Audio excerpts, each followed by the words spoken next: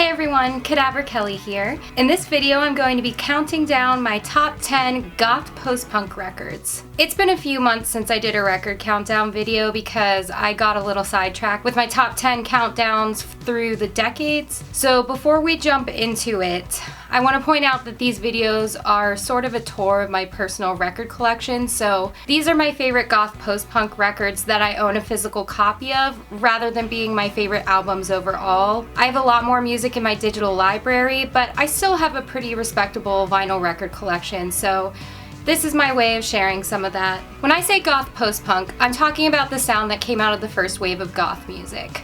So this will be either early goth records or bands that use that same goth style post-punk sound rather than goth rock, which is a little harder.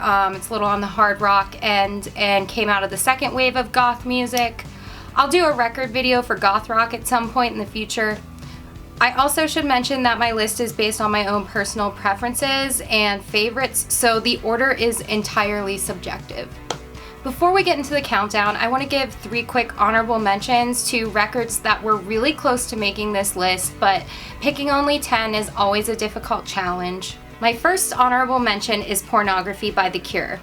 This album was released in May of 1982 and is definitely in my top 5 favorite albums by The Cure overall. The Cure has evolved their sound over the decades, so their first album was a classic post-punk album, which I included in my Proto-Goth Records video, so I'll link that video in the description. The early through mid-80s was The Cure's goth era, and after that they moved more into the territory of alternative rock and pop. My favorite track off this album is The Figurehead. The second honorable mention is The Bella Session by Bauhaus. This specific record is a newer release of old tracks. The infamous reference track Bela Lugosi's Dead was originally released as a single in August of 1979 and has become the ultimate cliche goth anthem. It really is a great piece of experimental music and was really groundbreaking for the time. Speaking of Bauhaus, my third honorable mention is In the Flat Field. In the Flat Field was released in November of 1980 and is a really great album. My favorite track off this album is A God in an Alcove. On to the countdown. I'm not going into too much background on these bands because they were all in my top 10 goth bands of the 80s countdown, with the exception of one band that was in my top 10 goth bands of the 2010s. So I will link both of those videos in the description. Record number 10 is Toxin by Ich Mal Deutschland. This album was released in June of 1984 under the 4AD record label.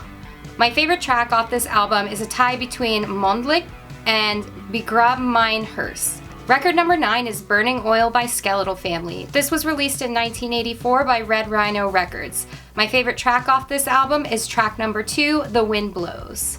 Record number 8 is 17 Seconds by The Cure. This album is so good. This was The Cure's second album in the start of their goth era. It was released in April of 1980 by Fiction Records.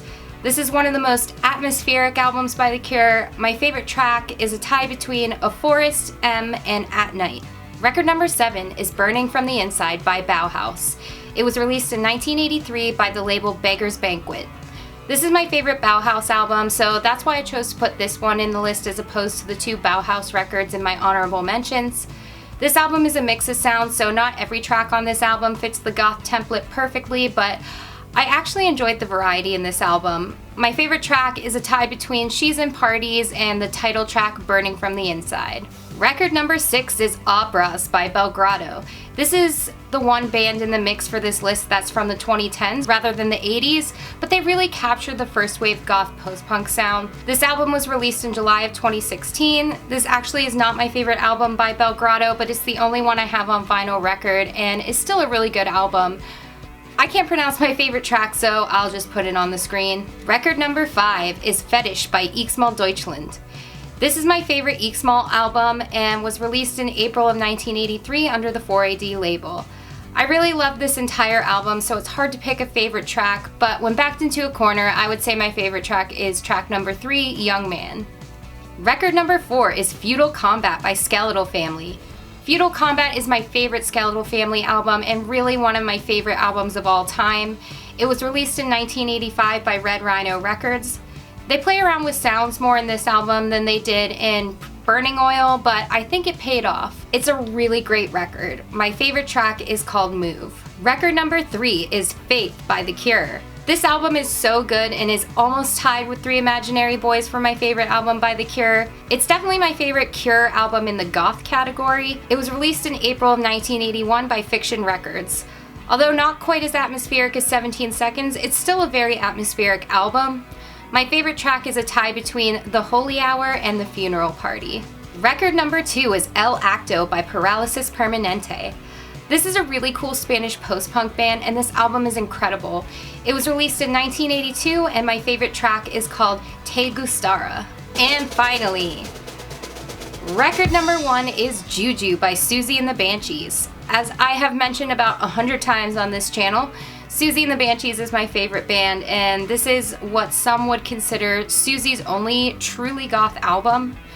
I think there are a few Banshees tracks on other albums that meet the goth criteria, but as far as the album as a whole, this is the goth album for Susie and the Banshees. Honestly, I love every track on this album, but if I had to choose one as my very favorite, I would say it's track number 2, Into the Light. So that is my top 10 favorite goth post-punk records out of the records that I own. I also plan to do a video for non-goth post-punk records because I have a number of those as well. Thank you to everyone for watching, and I hope to see you in my next video.